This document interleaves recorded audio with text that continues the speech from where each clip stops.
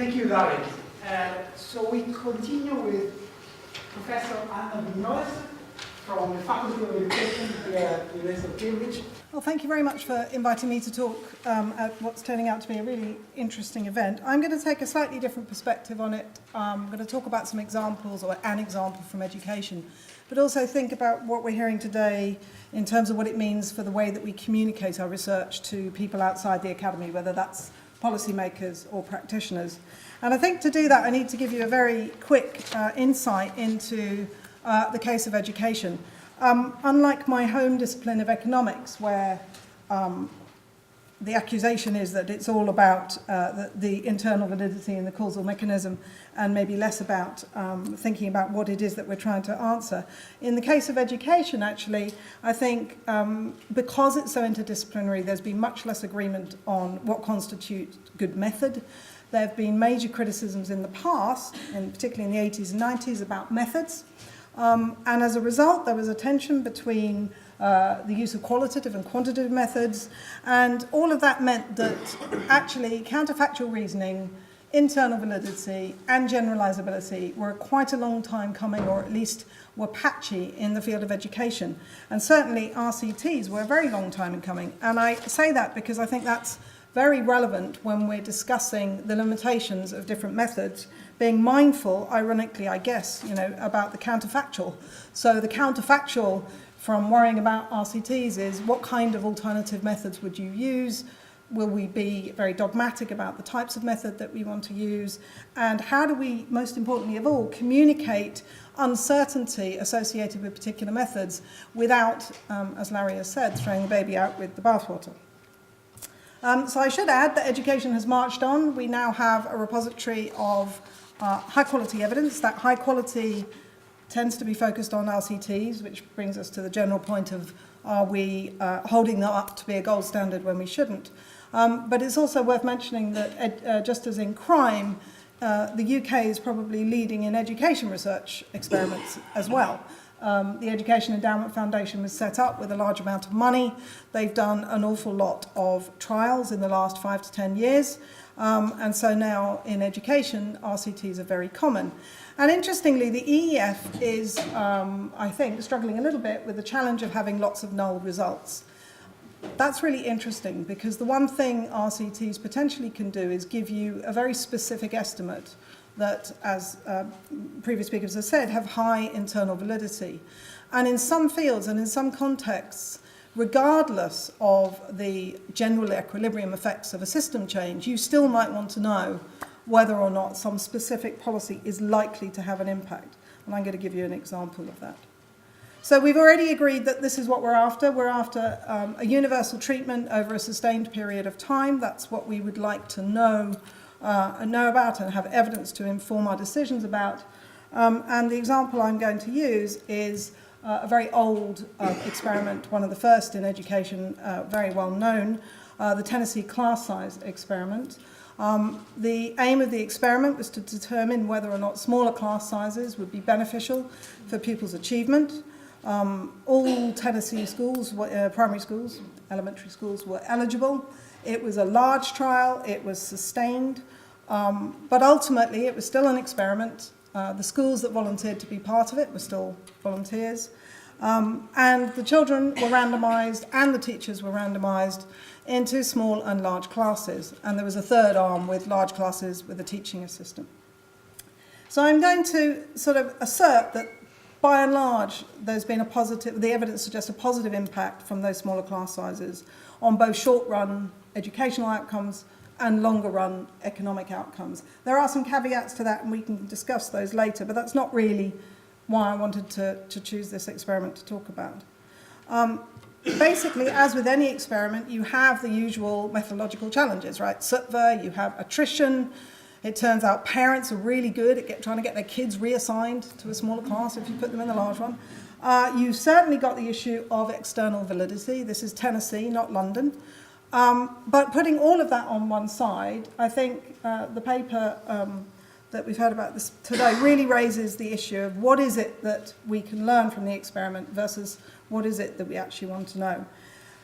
So if we're thinking as a policymaker, what I want to know is, should I reduce class sizes for the earliest years kindergarten, year 1, year 2, year 3. Is that going to be beneficial in the long run? And I want to really know, is it going to be more beneficial than the system I have in place at the moment? So this is very much an example where I would like to know the impact of a universal and systematic sustained change in education policy. So the question is, does an RCT get you there? Or does this RCT get you there? So obviously, the first thing that we would need to think about is if we're reducing class sizes, even on a subset of students, only the youngest years, but if we're reducing class sizes, obviously we need more teachers. Even within the constraints of the RCT, one might wonder where the additional teachers came from, but given that it was only 79 schools, or half of which, half the classes were roughly the same size as previously, there wasn't a huge demand for additional teachers just for the RCT. If you introduced this as a system-wide change, the first thing you would have to do is obviously recruit a whole load of additional teachers. And the question is, where would they come from? And you might wonder whether, particularly in the short run, whether there's a trade-off between quantity and quality. Not necessarily, it would be an empirical question, but potentially. You might then say, well, yes, but that's a short-run problem. If you've got a proof of concept from this RCT that reducing class size in the earliest years is beneficial, then surely that's okay to inform the policymaker to set this as a policy goal. Well, not necessarily, because in the long run, in order to get more teachers to come into the profession, if you think you're going to attract teachers of the same standard, at a very minimum, one would, I think, have to offer the same pay and terms and conditions. And yet, nobody says anything about increasing funding per pupil. So actually, for most policymakers, this is not the option they're looking at. They're not necessarily looking at, can I spend a third more on pupils in the earliest years? What they're actually looking at is a budget and debating whether or not it's worth reducing class sizes in the earliest years and obviously spending less on something else.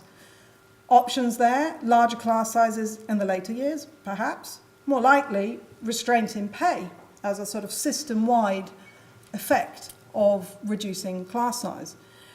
Certainly in the US and the UK, and indeed in quite a few other European countries, recruiting teachers is hard enough as it is, let alone if you had an additional constraint on pay.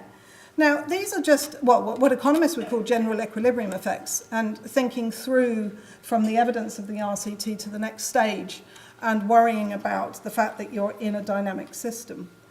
But I'd also like to raise perhaps an example that we don't think about enough, which is the fact that systems in and of themselves are responsive to the policies that you put in place. So if you take small class sizes, what about comparing countries which have very large class sizes and countries with very small class sizes? Well, you can say there's lots and lots of differences between them. But the really interesting thing is that when you go to, say, China, and you can have average class sizes of 65, if you survey teachers' behaviour, it doesn't seem to be a major issue that comes top of the list of them things that they're complaining about. If you go to a small class size in the UK, behaviour is often very much top of the list that teachers talk about as being a major problem. And so one possible explanation why an RCT on a very specific intervention like reducing class size doesn't give you the answer you want is because expectations by pupils, by parents and by teachers are dynamic and they change over time. Parents will expect more feedback. When you're in a class of 65, the kids do have to sit quietly, otherwise it's Armageddon. There's norms that develop over time, and actually trying to understand how a sustained change in policy with small class sizes over a much longer period of time, what that does in terms of the interactions between pupils and teachers is very difficult to know what would happen, and certainly not what you're going to get from the RCT, because of course with the RCT everything else was staying the same. So parents wouldn't have changed their expectations over a relatively short period of time, we think, and certainly teachers wouldn't have done because they knew they were going back, potentially at least, to the old system.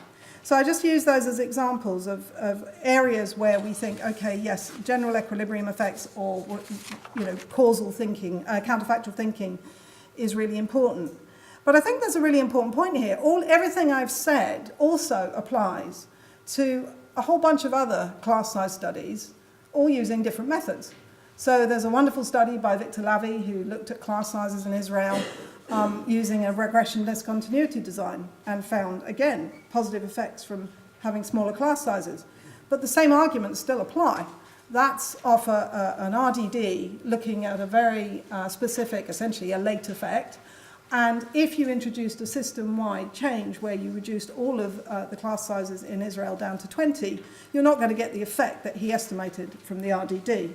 So I guess the first thing about focusing on the RCT is I would wonder why these sorts of arguments wouldn't apply just as much to other methods. And I guess what I'm saying is that when we're talking about the limitations of RCTs, which we should do, we need to be very clear whether the limitations are methodological, and there's a lovely paper out recently by Van der Bles and David Spiegelhalter and others looking at how we communicate methodological uncertainty, and we should do more of that. But we do need to also explain to policymakers the limitations of the evidence that we're putting before them. The threats, yes, to using RCT as evidence, but also the threats to using other types of evidence. And talking policymakers through that is really vital if we're not to end up essentially giving them reason to discount or be suspicious of all evidence, which I don't know about anybody else, but I think is a distinct possibility at the moment, that we're actually grappling with trying to convince policymakers that we have useful things that can inform policy. So we want to be careful before we describe the limitations in a way that might, as Larry said, I've got babies in bathwater too, sorry, I'm very unoriginal. In a way that creates a problem. And so, yes, I think we need better theory. I definitely think we need to think about general equilibrium models. But counterfactual thinking in education took a very long time in coming. I think RCTs, just like any other attempt at causality, attempt at getting high internal validity, they're very important building blocks. And let's put it this way, if we discovered that reducing class size had no impact at all on pupil achievement, that would have been a useful thing to be able to communicate to policymakers, irrespective of the fact that a positive result doesn't give you clear evidence for a policy change. And more broadly, I think what we're saying is we need rigour about what we can claim from the research. It's not enough to have rigour in the study. It's also we've got to be rigorous about what we think we can learn from particular studies, and hence the babies in bathwater. Thank you very much.